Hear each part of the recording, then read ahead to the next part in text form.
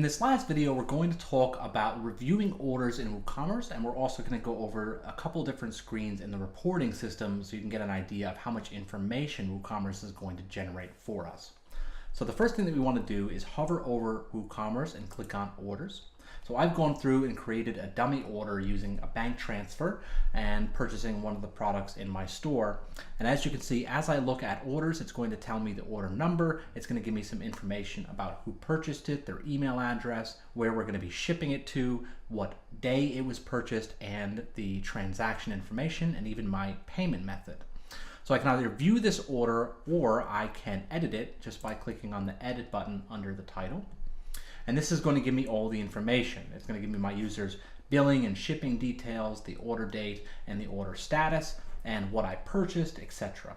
And so if I needed to edit this order, I'd be able to go in there and edit the order. I can also send notes either internally by using this system on the right-hand side. So if I have multiple people working for me and I want to put notes on a particular order, or if I have a customer service agent who's going to be talking to clients and they wanted to put a note on an order, they would be able to do that. We can also include the customer in that note by adding in the note and then switching this drop down to note to customer and add. They're going to get an email address about what you put in the note. Now, the main reason that you're going to be reviewing orders, if you're going to be shipping out products, but if you've allowed on your system for people to do things like bank transfer and stuff, then when that money comes through, whether through bank transfer or cash on delivery or checks, you're going to want to come in here after you've gotten that money and change the order status to completed. And that's going to tell the system that they can now go forward with the order. So if you have, for example, digital products and you have that setting set up that they can't get access to it until the order is completed, then this is going to then set it up so they get that notification.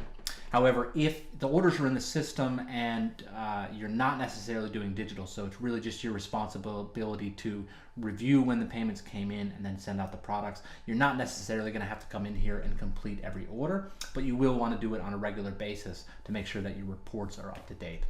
But basically, if we're having problems with an order, we can review the order, see all the information about it, edit any details that we'd like. We can communicate with our internal team or with our customers and do a lot of different stuff like setting up different order statuses, etc., depending on how they've paid. And we can also see in which payment method they've decided to pay with. So that's our WooCommerce orders. There's a lot of really handy information here. You can also add an order manually. So if you wanted to say take orders over the phone, you'd be able to create an order and then they would be able to just kind of pay for that order later on, right?